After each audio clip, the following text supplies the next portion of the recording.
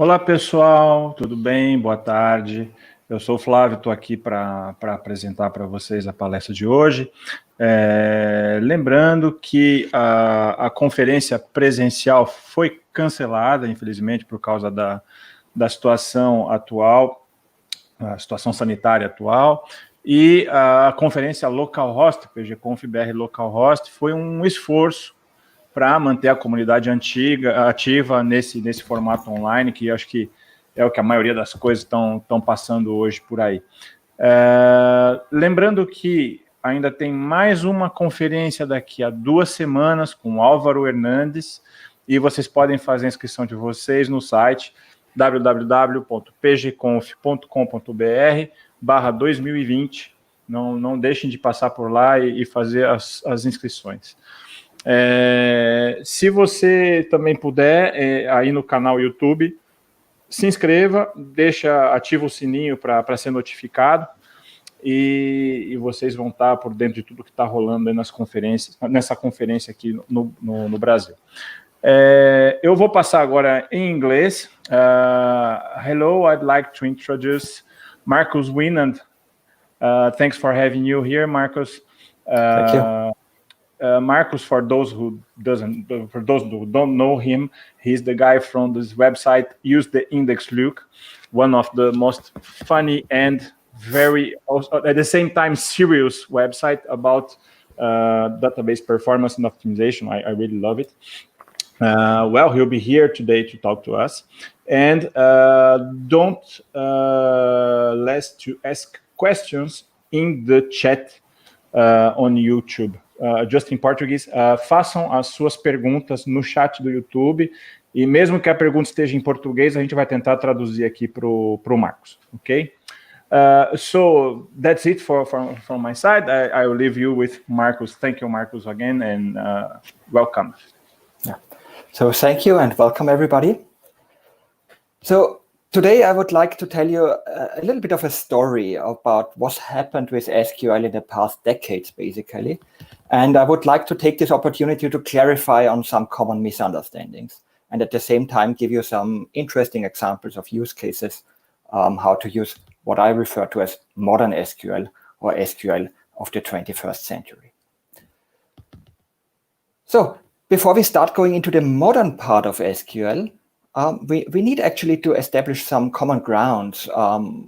Where is SQL coming from, and where did we start our journey now for the modern SQL? And for that, I would like to skip over from the year 74, when SQL was basically invented with the first paper you see there in the background. I would like to skip over to the year 92. Because 92 was an important year for SQL, because there was this kind of famous SQL standard released. It's called SQL 92 for the year it was released. So before we go to the more modern aspects, let's have a look at what was the state of SQL in that year 92. And one of the very important things for SQL at that time was that it was strictly tied to the relational idea. And it was maybe not just tied to it, it was also limited by the relational idea. And this is something that has changed later on. But first, let's talk about this relational idea, because it has actually two parts. There's, on the one hand, the relational data model. You might know that already. And at that time, in 92, there was this idea of the atomic types. You might have heard of that. What is an atomic type? Here I have one of these atoms for you. And the general idea was to work with this, what we call tables nowadays. And in each cell, in each intersection between a column and a row, you have one value of an atomic type. That was the basic idea. And as you can see there already down here, at that time already, SQL did some extension. It allowed missing values. We know that from the null value already. That was already there in SQL 92 at that time. But still, the fundamental idea was to work with these tables, and at each cell, we have one value of an atomic type. And the other part of this relational data model thinking was the normalization. But I would like to emphasize that the normalization is not so much about the normal forms. You might know the first normal form, the second normal form, and so on, up to the sixth normal form. That's also interesting, but this is not what I'm talking about today. Today, I would like to focus on actually the first normal form only, because that's the really, really important thing in SQL.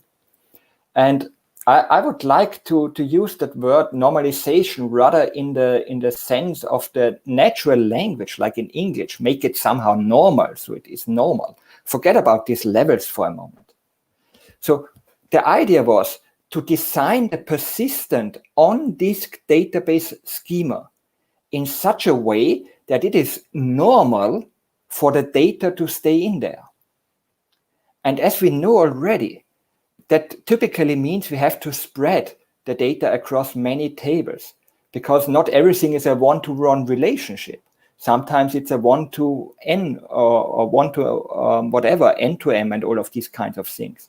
And then it's more natural to have it in different tables.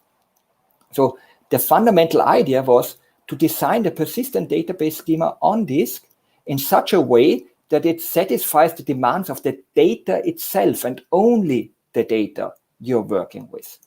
It's an important thought at that point, that you don't care where the data is coming from and in which form you are getting it, nor do you care what you're gonna doing with that data later on.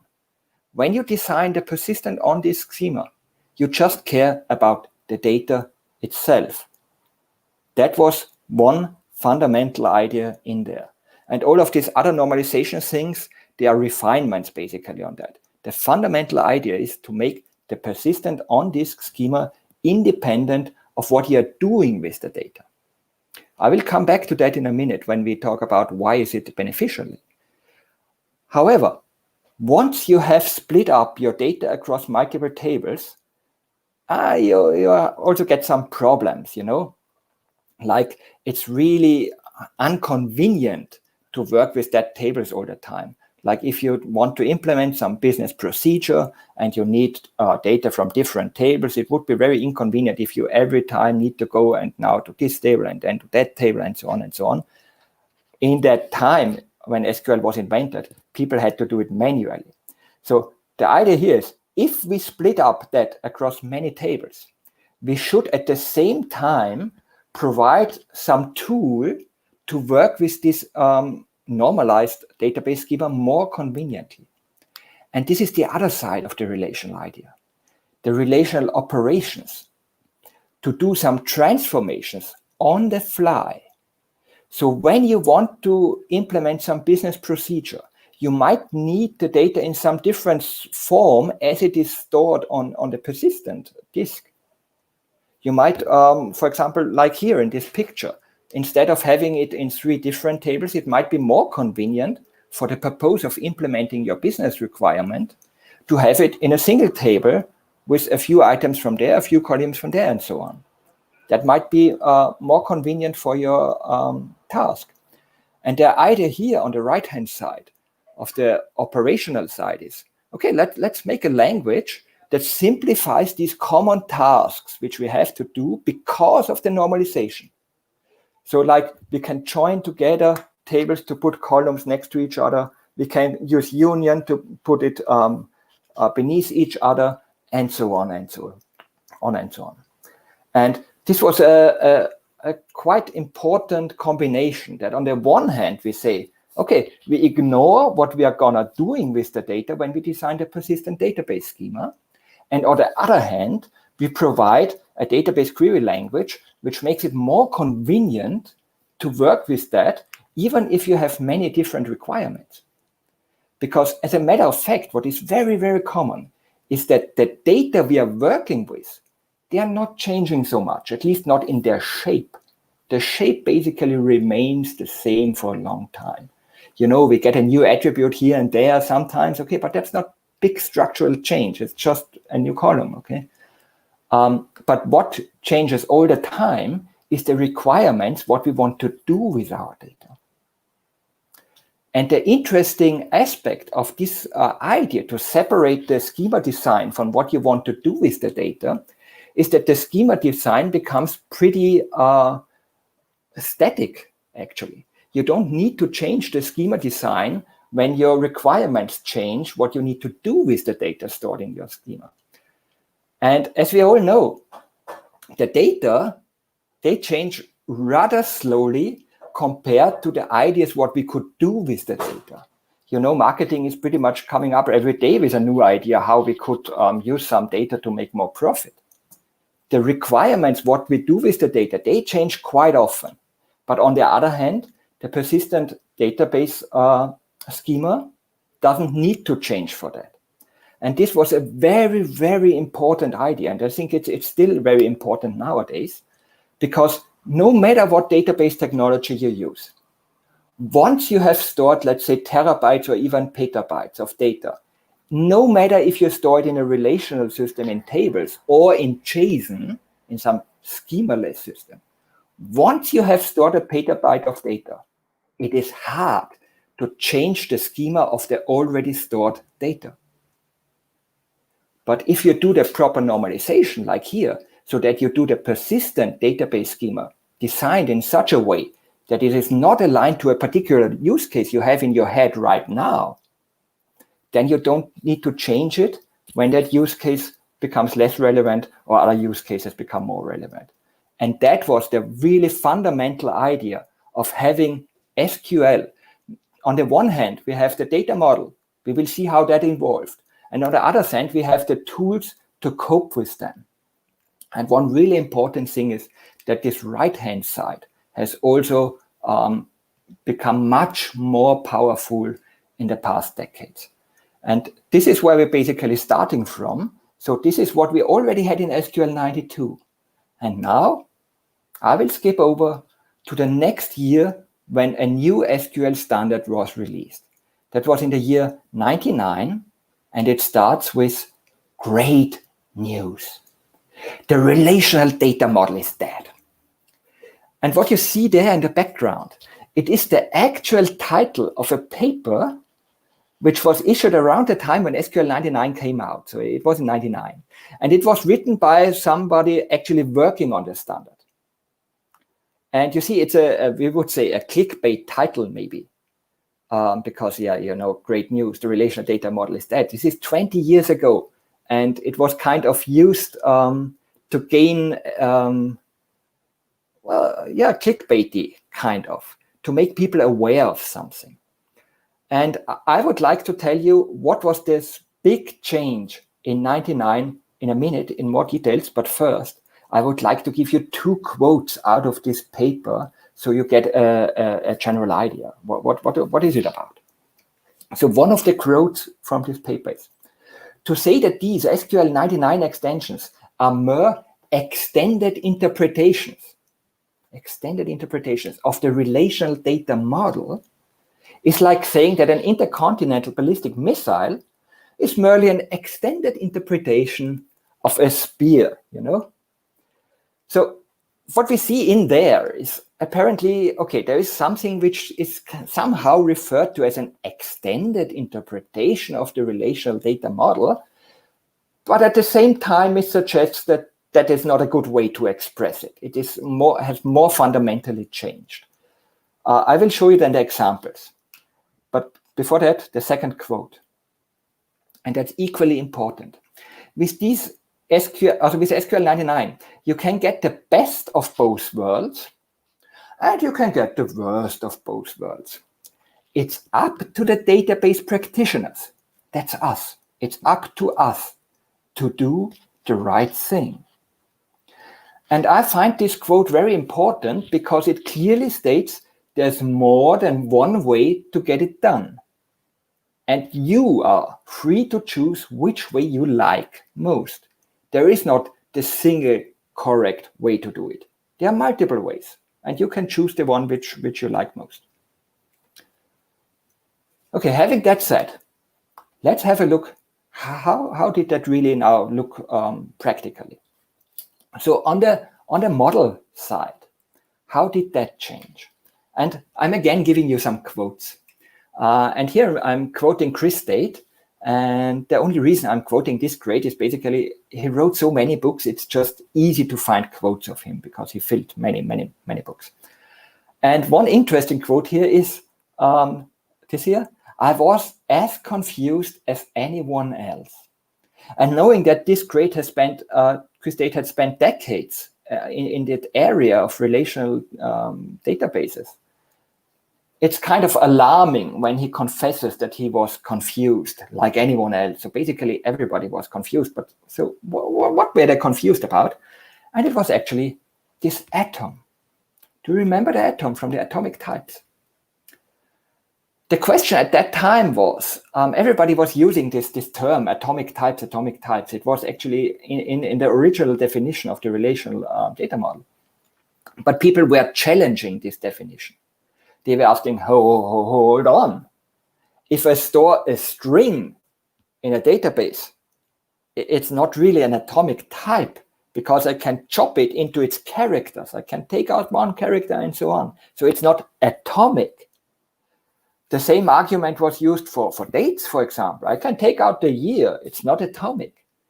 So the problem that people had at that time, and this is about the 90s, we are still in there, is that everybody understood how it was meant, but everybody agreed that the word atomic is not a good word to express what was meant. And scientists, they like to have precise definitions. So people were discussing, okay, how could we change that so that it actually says what is meant? And that was one of the big confusions in the 90s. And this is the confusion Chris Date is referring to here. And then he wrote on in this quote, by the early 1990s, however, I'd seen the light. So he understood it finally in the early 1990s. And in his own words, he wrote there, domains can contain anything. And that word domains basically translates to types in SQL. So for our purpose, it's good enough if you say types can basically contain anything. And that also includes like many things. It's not like atoms anymore. I'll give you some examples because this is the idea and the fundamental change that was taken up by the SQL language in the year 99. So in 99, that standard was released, and that standard already acknowledged that domains can contain anything. So values can be basically anything.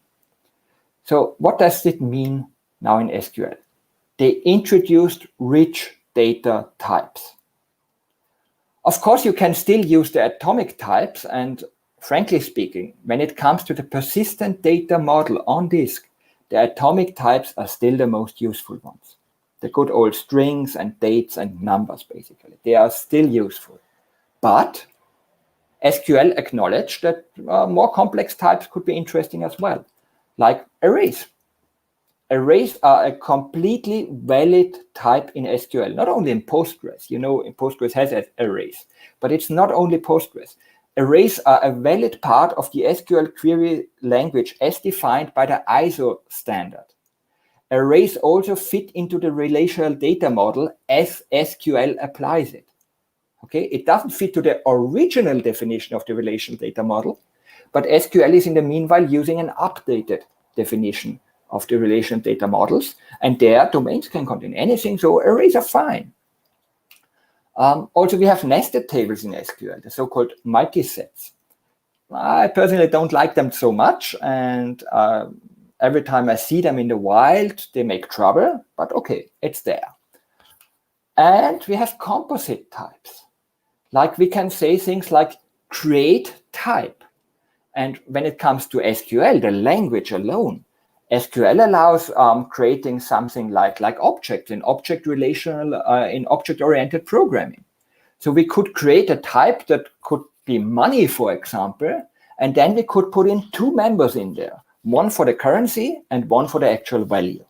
And that would be then just one thing, one value you can work with. You can store it in a single column in a table.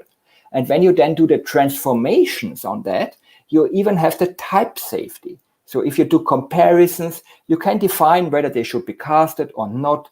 You could even do implicit currency conversions if you like that in the database because of the type safety. And now something combined like the currency symbol and the value can be combined into a single thing because domains can contain anything. So this was a quite fundamental change how SQL understood the relational data model. And this is 20 years ago. And on the other hand, also on the transformation side, we got something new. Because originally with SQL 92, and even earlier when SQL started off, it was triggered by these relational algebra and relational transformation procedures like join, for example. And at that time in 92, it was also kind of limiting factor. So SQL didn't have a lot of functionality outside of the relational cage of thinking. But starting with SQL 99, the relational idea was not a limiting factor anymore. It was still an important factor, but it is no way limiting how SQL evolved.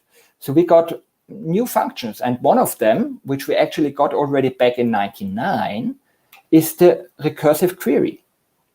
And I would like to explain that briefly to you by example, because with recursive queries, you can solve a problem which was otherwise unsolvable in SQL alone. Before that, you needed some other assistance, like also a procedural language or something like that. But the declarative part of SQL could not solve these kind of problems. And I would like to demo that with a hierarchy, like you see it here. A typical way to implement that, one of the three main ways, is that you have, so each row in a table represents one of these boxes. And of course, each row has some kind of primary key. I just call it ID here. And it might point to a parent. So these are these pointers here, which I draw here. So each node might have one parent, and the root node doesn't have a parent. So interesting questions we could ask in this kind of data structure is, if we pick out any of these nodes, because we might know its ID, like 42, of course, what else? Then we might have questions like, okay, how could we now get all of these nodes, all of them which are beneath there? It's just one example. We could also ask the other question, like go up, how deep are we, and so on. But the example I would demo here is, let's go down. Let's find all the nodes which are below the one I'm starting with. So how can we do that in SQL? Let's start slowly. I have here a query that basically just picks the one which I have marked here, the red node. So if we know the idea of that, and I'm using the question mark now as a placeholder value for the bind parameter. So if we know like this red box has the ID of 42, if you put in 42 here, okay, then we have that box. Simple. If we now go on and want to find those below, we can do one first step is actually just looking for the next level. And you see here, these two boxes here, they have something in common because their parent column has the value of that here, which is 42. So if we search here on the parent column with the very same value, then we will get these two nodes. Yeah, well, that's fine. And that's also working in SQL 92. But when it comes to SQL 92, we have kind of a dead end here because getting the next one is not so easy anymore. Because to find those nodes down here, we would need to know this value, and we don't know that. We were lucky for the second level, we knew it, it's the same here, but here we don't know it yet. So what we actually would need to do is we would need to write a query that is able to use the output of its own query, like if I get this row here, to use that to trigger a new search again, to find those nodes in the next level, and again, then on the next level, and again. So we would need a way to say, okay, my query returns that ID, and now I would like to search again using the ID I just found. And yeah, well, that's pretty much what the recursive query does. You have the syntax here on screen. It's not a lot. I won't go into the details, but the essential trick here is that we have this indirect self-reference. So I'm basically using this pref as previous here. So what I'm doing here is I'm referring here to the output of my very own query. And effectively, it just does the loop. It takes the output and re-triggers a new search on that. And when we run that query, you can copy and paste that into Postgres. And what happens is you will get all these nodes, which are now highlighted in red. A single query, and you get just a list of all these nodes. And without these recursive queries, this was not possible in SQL 92. But this was just one use case of this recursion. It's maybe the most interesting or most common use case of that. But there are some other use cases, like also the first use case is, more generally speaking, is processing graphs of all kinds. Like a hierarchy is just a graph in the sense of the graph theory. Other graphs are like social graphs, like I know you, you know him, and he knows her, and she knows me, and so on. And then we can find who knows whom, and so on. So this kind of graph query processing can be done with these recursive queries. Another interesting use case is the finding distinct values. So I've put a link in here for the Postgres wiki. There is this technique is described. I use that actually quite often. It's quite useful quite often. And last but not least, the row generators, like generating rows out of nothing. You have here a query on the right-hand side, and basically, if you put in any number here, you will get that many rows out of this query. Like if you put in 10 there, then you get 10 rows. If you put in 10 millions there, then you get 10 million rows. And the use case I'm most often using that for is just generating test data for performance testing. But there are other use cases as well. So this was added in the year 99 to the international ISO standard defining the SQL language. But frankly speaking, that standard is just a piece of paper. Nowadays, it's just a download. It's a big piece of paper. I will show you at the end. But just because somebody wrote it into the specification doesn't make it work in any product. So I'm also showing you these kind of slides in this presentation, where I've highlighted some of like 8 database products, which of them support this feature for how long. And there you can see that this recursive query is working in Postgres since version 8.4, which is more than 10 years by now. So if anyone is running on an older version, then it won't work. But I guess you will have other problems then, rather than just missing that feature. Then you have some other kind of troubles. So migrate. Okay, so you see, yeah, is the question? Markus, yes, we have one question that is a bit related to that. Is a question that says, there are some use cases you don't really recommend relational database. It's a difficult question. Maybe we can stick that one to the end, because then I have more use cases. Okay, we can be back. No problem.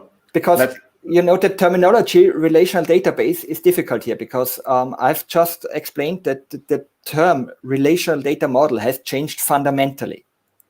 So to properly answer that question, I would like to demo some more cases of what is still relational nowadays, even though most people don't think so.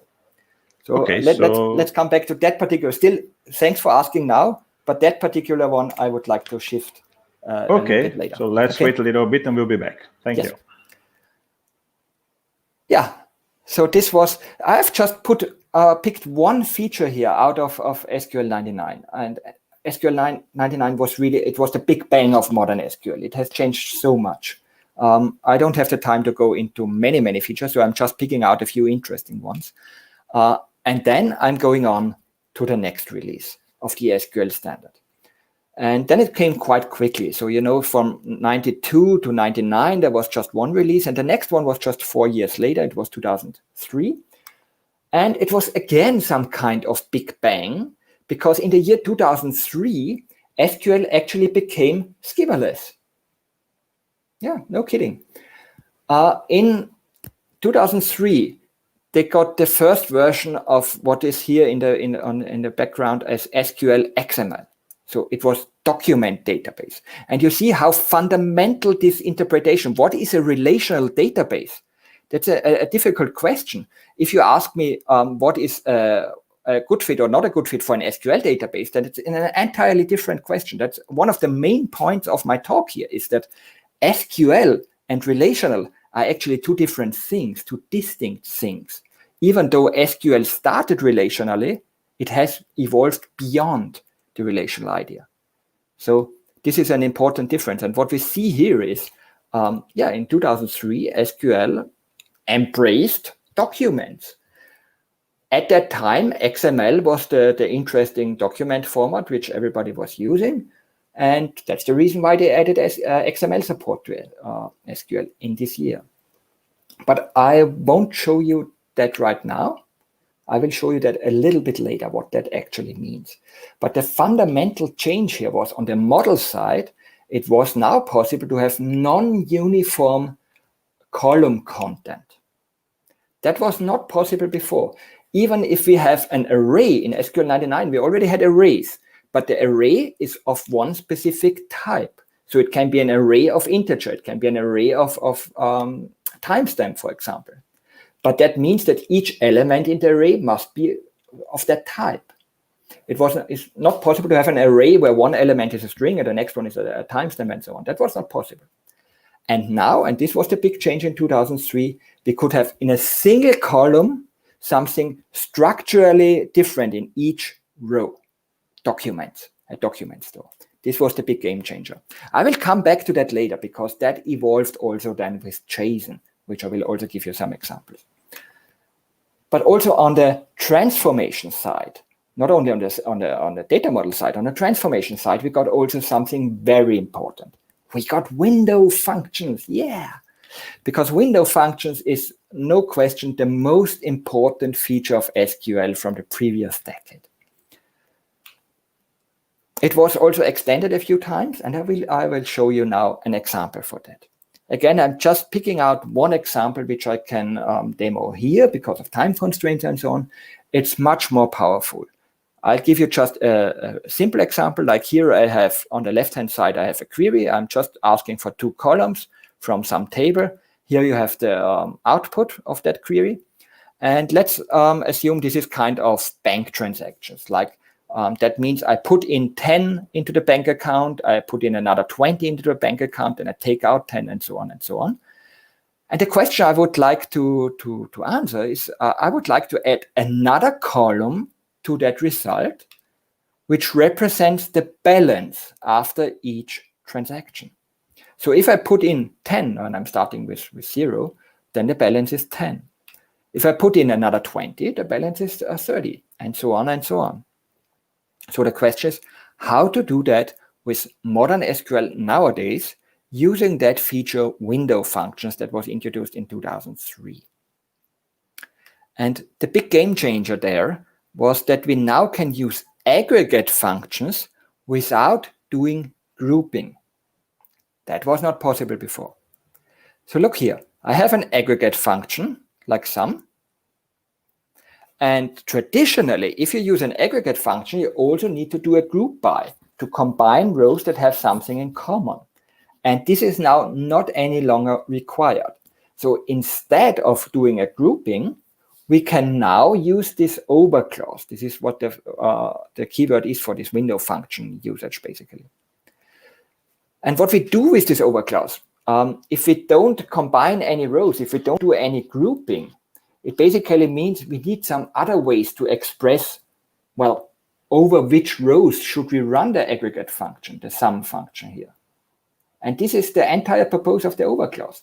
So if instead of group by at the bottom, we are using over right after the aggregate function, it's just a different way to tell over which rows that aggregate function shall be applied.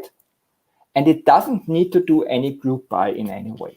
That means the data remains, the rows, they remain the same. The number of rows does not change. We can just add another column like I'm doing here.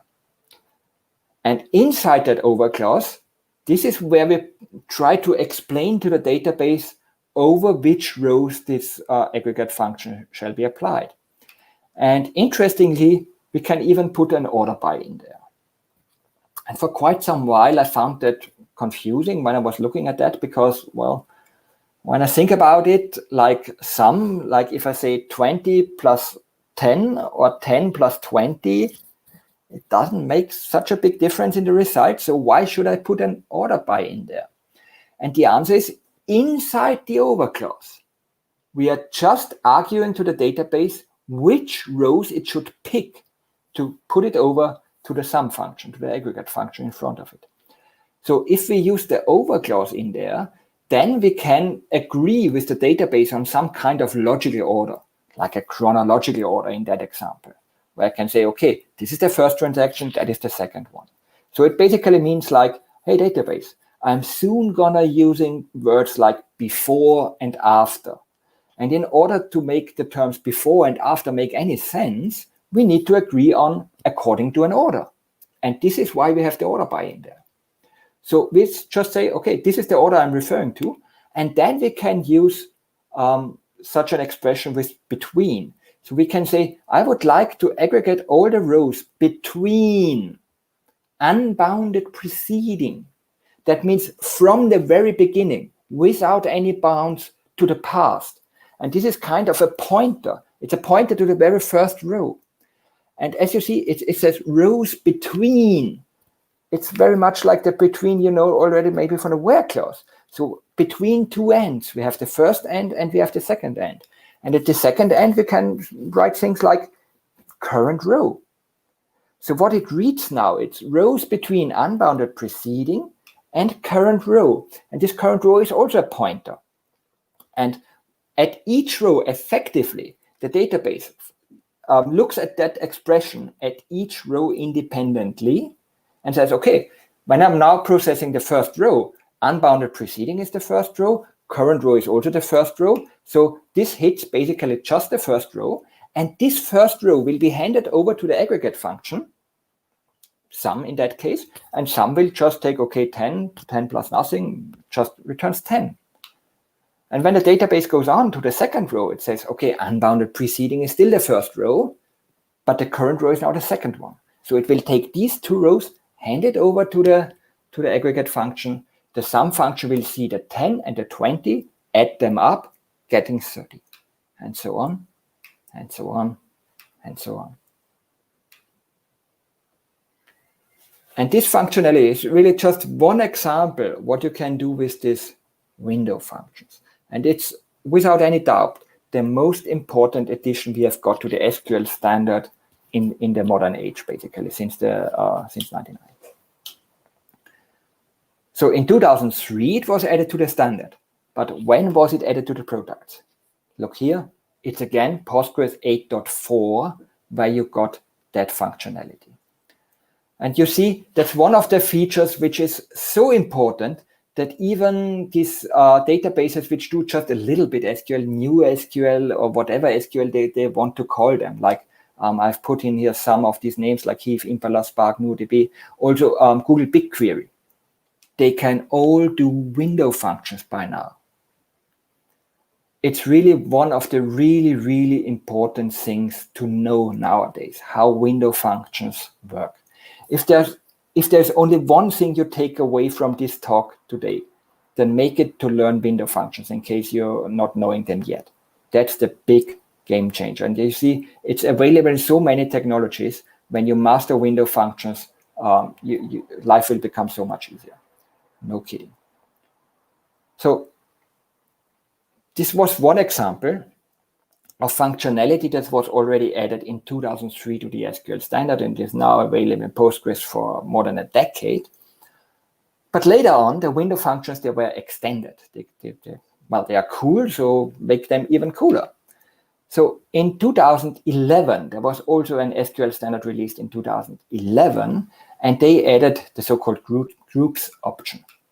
I need to explain that a little bit more, because what we have seen previously, you remember this is in the over clause. In the over clause, I can have order by something, And then I had, what I have in the other example was rows between unbounded preceding and current row.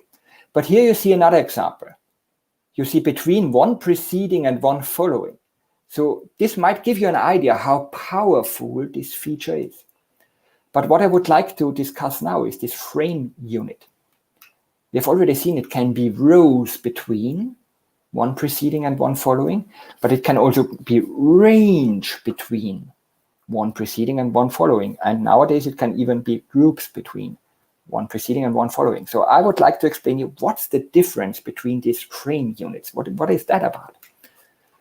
Let's take this example. So you see, I'm here saying order by X. So I'm showing you here the content of the X column, and it's ordered. So the smaller numbers are up there and the bigger ones down there. And let's just look at the case when the database is here at this row, which I've highlighted. If this is the current row, this 3. So if we use the frame unit rows, that means if we say rows between one preceding and one following, then it means exactly what you would expect. One row before and one row afterwards. So that makes it up to 3 rows that will be passed over to the aggregate function, for example. So that's easy. And you can think use cases like you could make average, a moving average, over maybe 7 rows before and 7 rows after. Okay, that's one of the possible use cases for that. So this is the frame unit rows. What I find a very interesting frame unit is the range. Range works completely different. It doesn't care about the number of rows at all. What range basically means how far the values are apart from the value of the current row. So if we say range between one preceding and one following, what does it actually mean? So I wrote it here. You see, it basically means it covers all rows where the value X is between the current row's value X minus 1. This is this one we are having here. One preceding basically translates into minus 1. And one following translates into plus 1. That means starting with this 3, it will calculate 3 minus 1, giving 2. And as there is no 2 in there, and the 1 is out of range because 1 is too little, it will just start here. And it will go until 3 plus 1, which makes it 4. So it will still reach that row down here. So you see, range is completely independent of the number of rows. It's just about the values in that column you're ordering by. And now come back to the use case I was just mentioning before, like the moving average. Like you could say average over and then between one before and one after maybe, if you want to do that. And now there are 2 different ways to do it. You could say rows between one preceding and one following, which means it would just take 1 row before and 1 row afterwards, so making 3 rows all the time. But with range, you can say things like range between 1 hour preceding and 1 hour following, no matter how many rows you have in your database in these hours. Okay, so you can now make it a sliding moving average, not based on a number of rows, but on a time frame. This is the use case for range frame units. And finally, coming to the addition in 2011, we have also the groups unit. That was added later to the standard. What is groups? Well, groups is the distinct, basically. It's still on counting, so it's a mixture between rows and range. What group says, if you say one group preceding and one group following, it basically means all the rows with one distinct value before. So if we again start with the 3, the next smaller distinct value is 1. So it will capture all rows that have a 1 in there. In that example, it's only 1. And if we take the next distinct value, 3.5 here, it will cover all rows that have that 3.5, no matter how many these are. But independent of the value, it's really just a count distinct, which is defining what it's doing. And this was added in SQL 2011 into the standard. And now looks at the product. And you see, Postgres is the first one supporting that out of these products I'm looking at. And we have it in there since version 11. So you can use that already if you're running on 11 or later. And another addition coming to Postgres recently, the frame exclusion. It's another clause. We are still in the over clause in there. So we are still with this order by and between and all of that. And now we can exclude some rows. So you see the cases which we have there.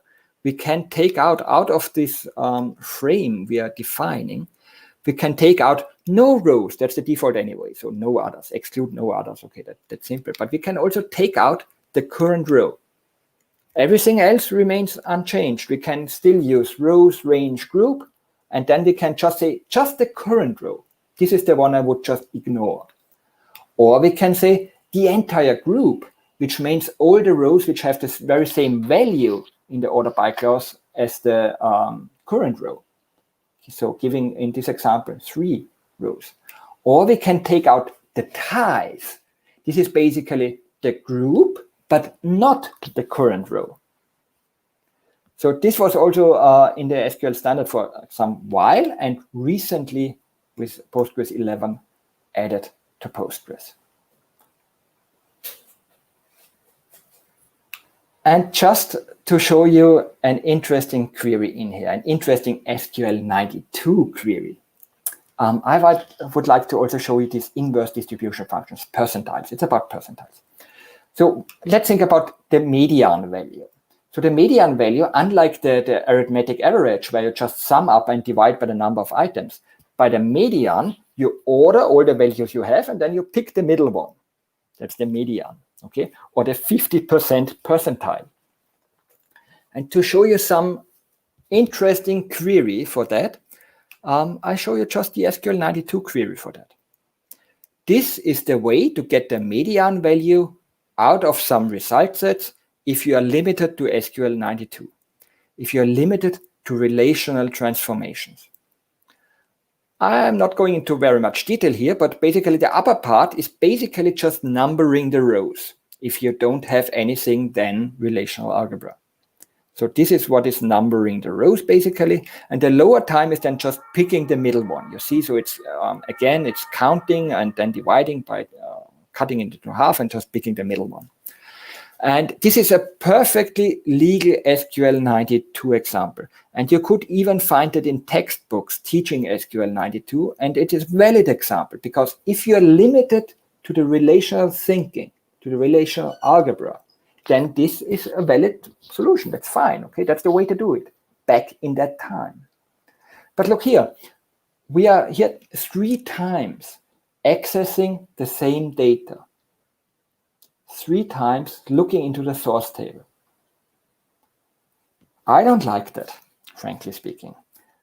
Less frankly speaking, it makes me feel like that. It's like ugly. Really, I just would like to pick out the middle one. Why do I need to go 3 times into the source table? Why?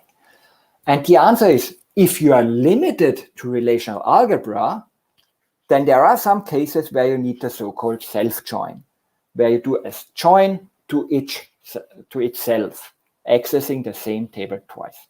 And here you have an example where you do a self-join, and then you need to go another time to the same table, so it's accessing the same table 3 times. This was kind of, yeah, well, sometimes needed if you're just using relational algebra, then you need the self-join sometimes, and that is also the reason why there's a name for it. Okay, just use a self-join, that's the way to do it, if you're still living in the previous century. Nowadays, we have better ways to get these things. If you see a self-join nowadays in any query, in any system, I mean, kill it, really. There is almost no good reason to do self-joins nowadays. I would say like 97% of all self-joins can be replaced by a better alternative nowadays. And the remaining 3% are then just for performance reasons, that the self-join still performs maybe a little bit better than the alternative way. These cases exist, no question, but maybe 97% are just wrong nowadays. So really, if you see a self-join, it basically means that query is stuck in the previous century. Get it out there, help it out, migrate it to this century, okay? And to give you something to remember, I like to say, well, all employees must wash hands after using self-joins. You should really feel dirty. If you use a self-join, in these 3% of the cases, yeah, okay, sometimes, but it should give you a really dirty feeling. So wash your hands afterwards. Just to remember, self-joins are basically dead nowadays. So, well, then let's look, how do we run this query, the median, finding the middle value of an ordered set? How are we doing this nowadays? And ta-da, here is the entire query. So you see, we have a new function, percentile disk. It takes one argument, which is basically a value between 0 and 1, as expressing which value out of the set you would like. And if I want the median, then I take 0.5, which is the middle value. And then we have a new clause, the within group clause, where we put the order by clause in. Because if we take the middle value, we would like to first order it and then take the middle value. And that's the same result as the previous query. No self-join. Look, Mark, no self-join.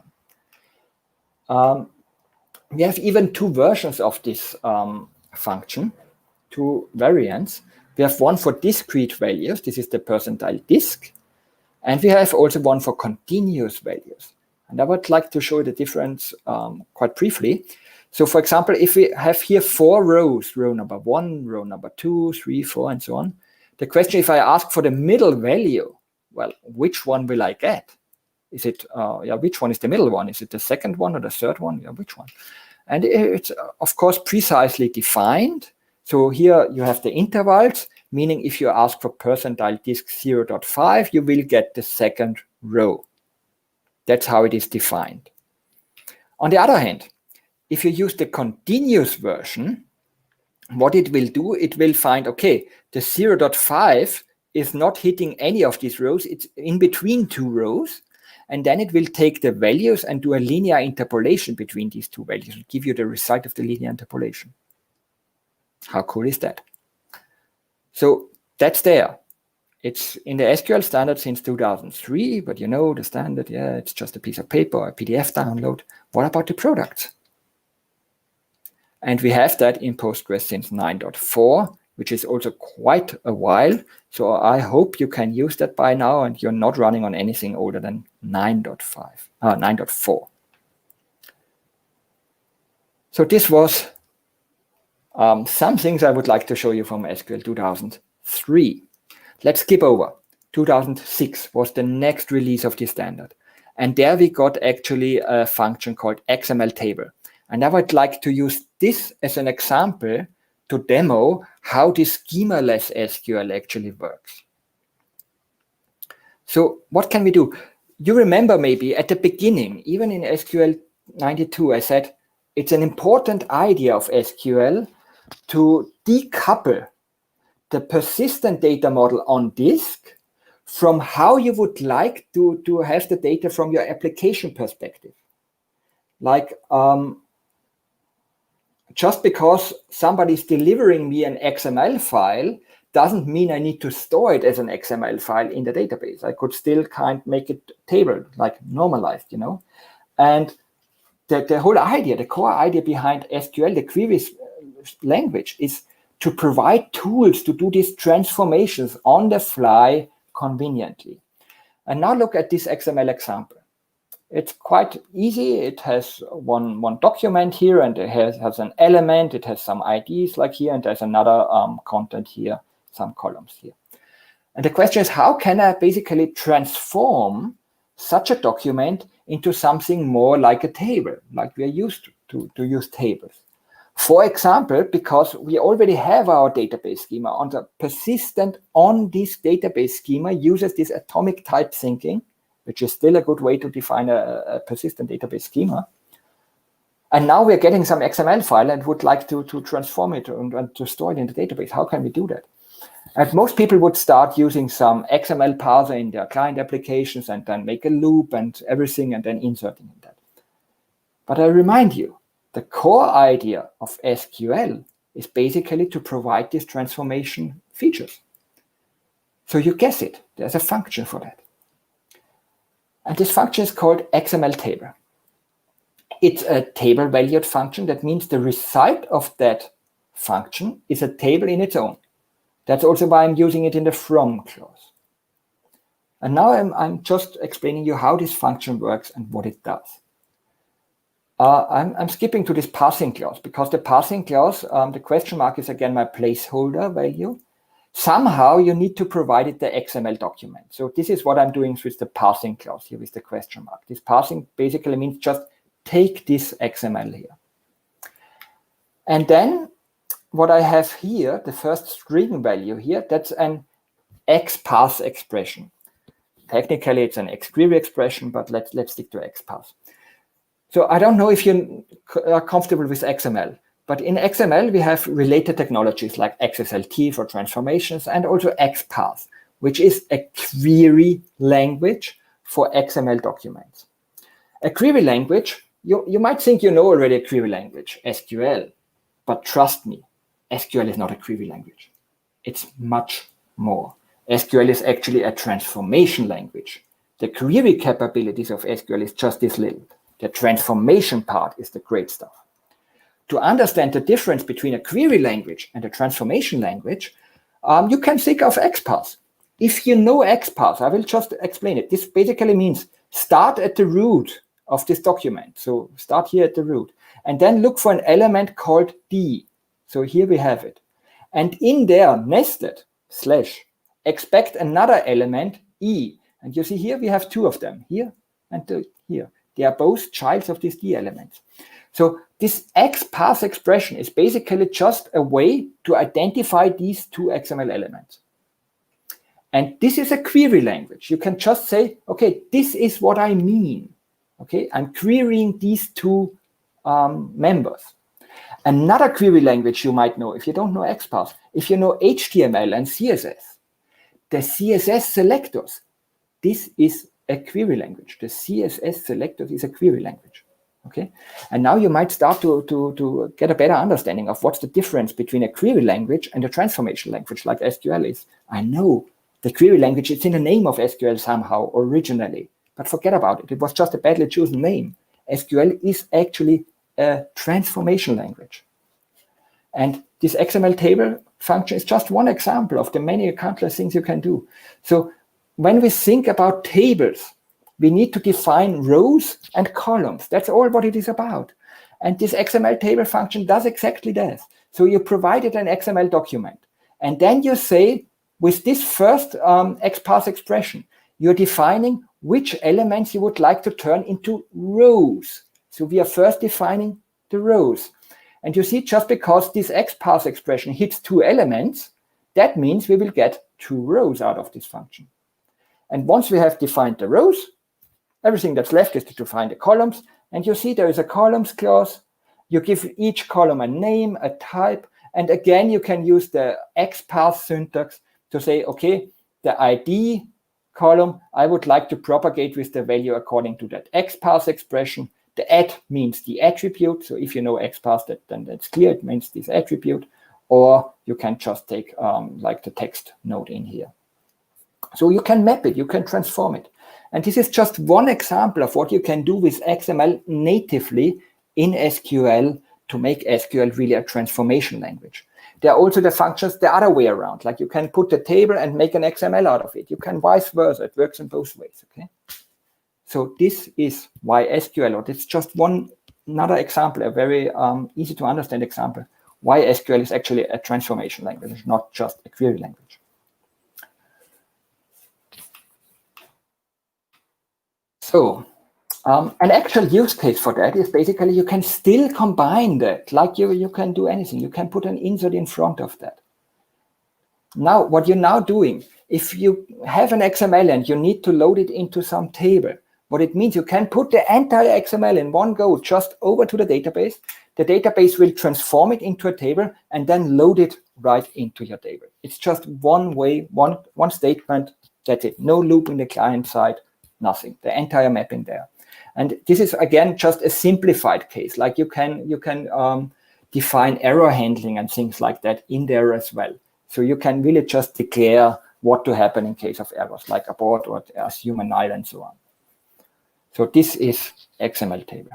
It was in the standard in 2003, and it was added to Postgres with version 10. And while we are at it, let's skip over to the 2016 release of the SQL standard. That's the current release. That's the latest release. We don't have any newer one. So that's the actually only valid one, because the previous releases replace, the new releases replace the previous ones. So in 2016, we got JSON, because, you know, XML, that was popular at that time, and it's still very useful. But now we also have JSON. And with SQL 2016, we got basically the same functionality for JSON into the SQL standard. The syntax is quite same, yet a little bit different when it comes to the details, but the idea is the same. You define the rows using something called JSON path expression. You define the columns, and you are done. And then you can, if you want to, you can do whatever you want with that table. You can load it into an insert and so on and so on. Yeah, but here the bad news, we don't have that JSON table function in Postgres yet. There is a patch, and I think that patch is quite some years old. It's actively going on, but as far as I can tell, we won't have it in 13, but maybe we will. Well, probably not. So unfortunately, not yet, this particular example. So, Markus, we have yes. That this time is a more related question. We have a question from Fabricio: is why developers are so reluctant in learning SQL or SQL and prefer to do all these loops and calculations in their language far from the database? Why do you think it's like that? Yeah, I think the answer is basically habits. You know, when people quite often learn imperative programming first. And the way of thinking you learn first is usually the one you stick with. And once you know one way of programming, no matter if you learn, like if, for example, if you start off with PHP and then convert over to Java, it's not a big change actually. You know, okay, all the functions are different and the syntax is a little bit different, but the paradigm, the imperative paradigm to put statement after each statement. You know, the process of imperative programming is basically putting statements in such an order that when they are executed, then you get the result you want to have. That's the imperative programming. And most people start learning that, and this is what they feel comfortable with. And once they know how to solve a problem in one way, which they know they can use that way to find the solution, they just stick to that. I think it's mostly habit, and to some extent also bad teaching, basically. When I look at how SQL is taught nowadays, still like in 92, basically. So every now and then some student is responding after one of these talks, oh my God, I didn't know all of that. I just finished studying last year and we were learning SQL, but now I learn that we were learning SQL from the previous century. And this is also a major problem. Like many university courses and so, factually speaking, they have a problem, okay? They have strict time constraints and they have to cover something, so SQL to some extent, and they cannot cover everything. Trust me, they cannot cover everything. Nobody can cover everything. So they have to make some selection. Okay, I'm fine with that. But what they make wrong, they make the students believe they now know everything about SQL. And this is a big problem. For some reason, everybody still thinks SQL is relational as it was originally thought that it is relational. Like everything must be tables and strictly atomic types and so. And now when I'm coming back to the question we had at the beginning, like what is an example where a relational database is not a good one? Well, if I use the current definition of relational database, then there are only very little number of cases where relational database is not a good one, I would think. Because nowadays you can just, if you have documents, you can store them in there. It's fine, you can do that. Go ahead, you're not breaking the law. That's also important to understand. Yeah, many people are still somehow believing like, okay, having more than a single atomic value in one cell is somehow breaking the law, like it's not relational anymore. And this is something we need to get into the heads, Like that has changed. Technically, it's still relational because the word atomic has been crossed out of the definition of relational. But factually, SQL is a multi-paradigm system nowadays. You can store it purely relational, like from the scientist relational, but you can also use it as a document store. It's fine. The question, what is a good use case for SQL and what not? Yeah, well, I can also give you some examples where I think SQL might not be the very best solution. Like what SQL fundamentally wants to understand your data in such a way that it can help you doing useful things, useful transformations with that data. Okay. That's also one of the reasons why in SQL we usually pick it into many different atomic small data items, because then we can combine them in different ways on the fly like we need them then later on. As soon as this is absolutely no use case for you, then I would question SQL. One example is if you're uploading data just to store it there. Of course, you can use that in SQL. You can use SQL as persistence layer. I'm now using the words to annoy the Java guys, JPA and so, I'm sorry. You can use it for that, of course, but it doesn't bring you any additional value. The additional value in SQL is the transformative power. Okay, so if you just want to allow your users to upload some files and you don't even know what these files are and you don't want to know anything more than how big it is, SQL can do it, but it doesn't bring any additional benefit. So for this case, I think there might be better systems like Cassandra or whatever, or some cloud storage S3 or whatever. SQL might not be very valuable to do that, even though it can do it. So this is one way to look at it. I think the strong part of SQL is the transformation. And if you're damn sure that you won't need these transformations, then there's no reason to use SQL. On the other hand, SQL is also extended. Like I told you, SQL 2016 is the current release. It's not entirely right, because in the last year, in 2019, SQL was extended. So the current parts were left as they are, but they added a new chapter, basically. They added a new part to it. And that new part is quite interesting because it is called multi-dimensional arrays. And as technically as this sounds, what you can with this extension now natively in SQL, you can, for example, understand image data like JPEGs, TIFFs, GIFs, all of that. You can now access individual pixels of image data in standard SQL. So just a minute before I said, if all you want to do with the data is just storing it and fetching it, then SQL doesn't bring any additional benefit. But you see, even that one is kind of weakening, because even the binary data, where SQL was just blind before what it actually means, is now becoming meaningful to SQL. So just to give you some idea. So I hope I kind of answered both questions now in this. Yeah, sure. Monologue, basically. Yeah. Okay, so concluding, what you see here in the background, you see here it's the 2016 edition. You cannot read it, but the date is up here. It's the 2016 edition, and it's the so-called part 2 of the ISO SQL standard. And that's the part where basically this transformation language, this query language, and also the DDL is defined. So this is what most people refer to as SQL. And you see how big this printout is. Yeah, it has 1,400 pages. So this makes this 700 sheets of paper.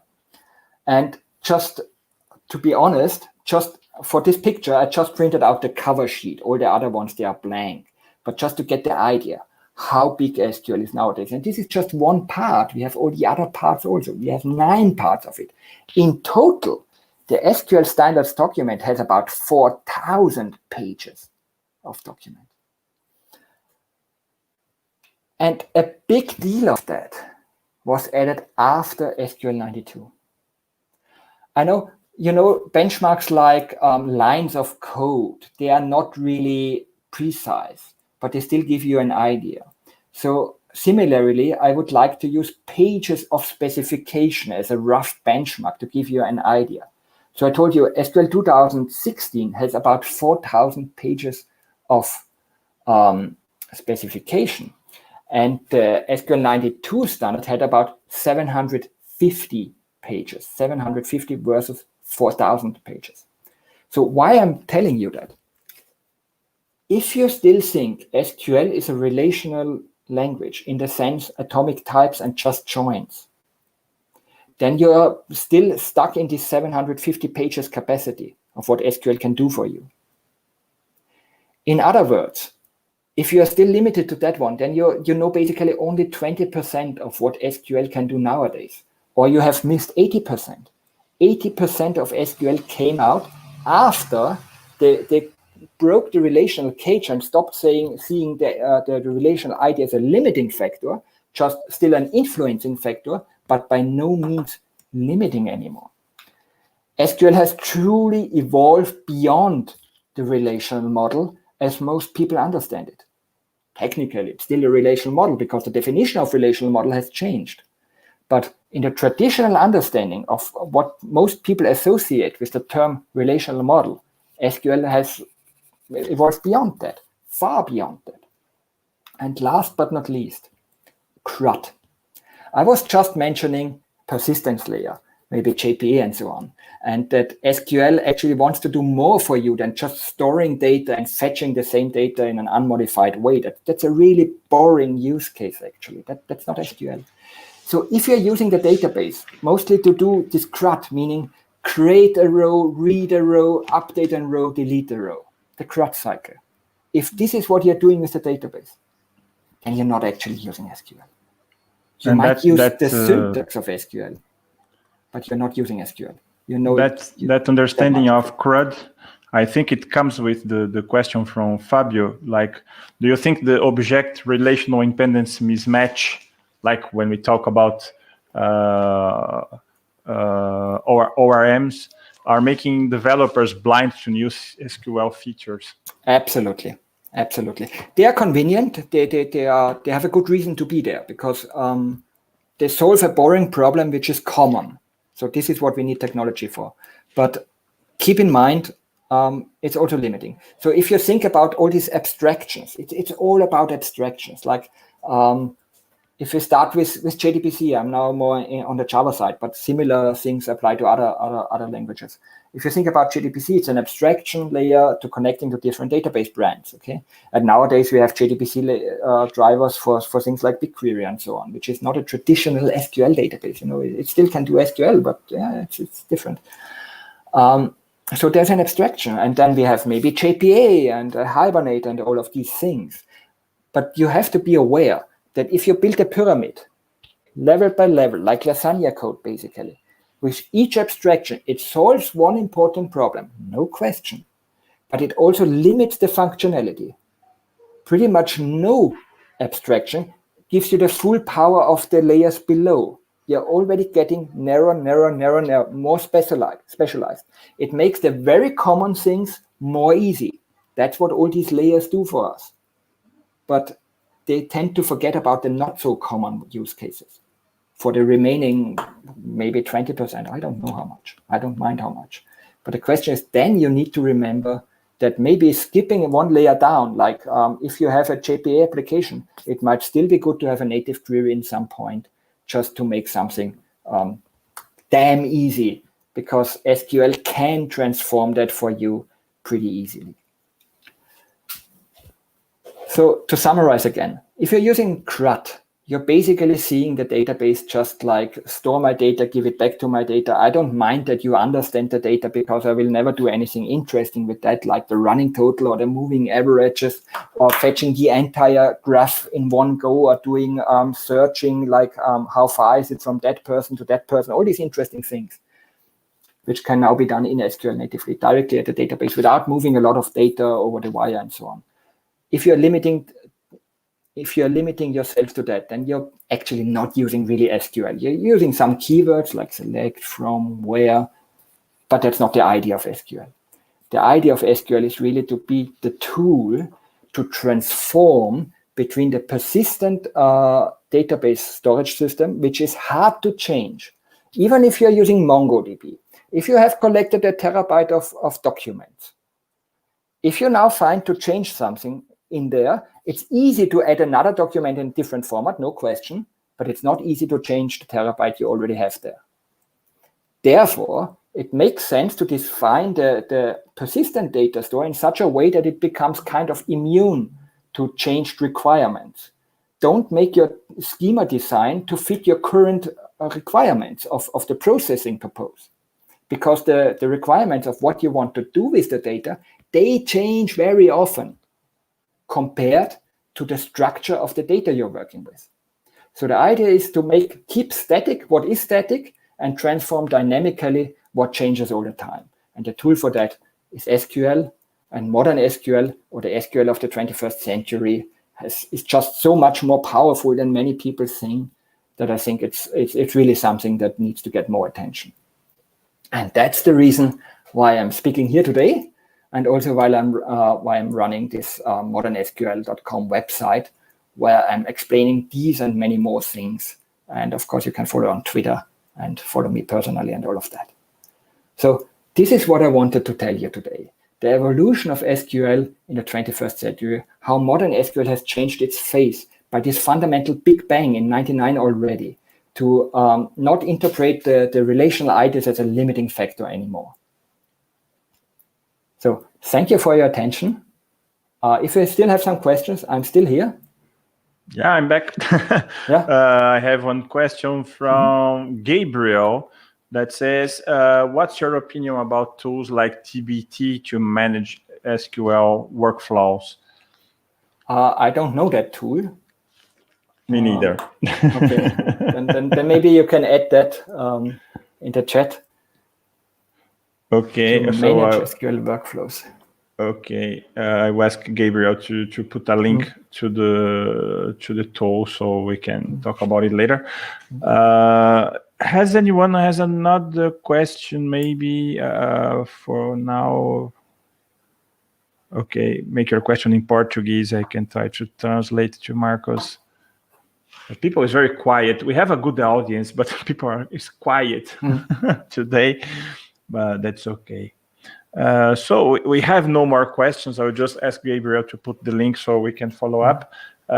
Markus. Yeah, if somebody wants to ask me later on, you can find me like via Twitter or via my homepage, contact feed, and so on. So I'll still be there.